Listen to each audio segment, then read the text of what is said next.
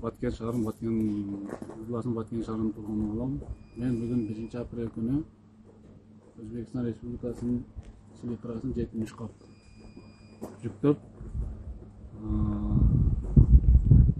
Жаңыбак Маргун арка жолу менен арка айылына алып бараткам. Өзбекстан Республикасынын селекторасында эч кандай документи жок болгондугуна байланыштуу кайсы өткөрмө пунктуна барбастан Жаңыбак арка Маргун жолу менен баргам. Ал жактан Адыл деген бала менен тосуп алмак. Ал ошол Жаңыбак айылына Тажикстан Республикасы менен чектешкен Жаңыбак айылына бир үйгө түшүрүп алмак.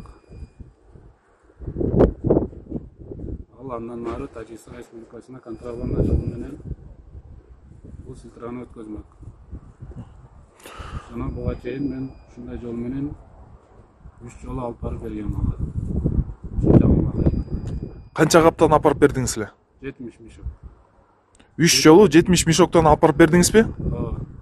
Мындан ары контрабанда эч убакта эч качан кылбайм. Мени кечирип коюңуздар. Бул жүктү сиз алып бара жатканда контрабанды жүк экенин билдиңиз беле? Башында билген эмесмин, кийин билдим.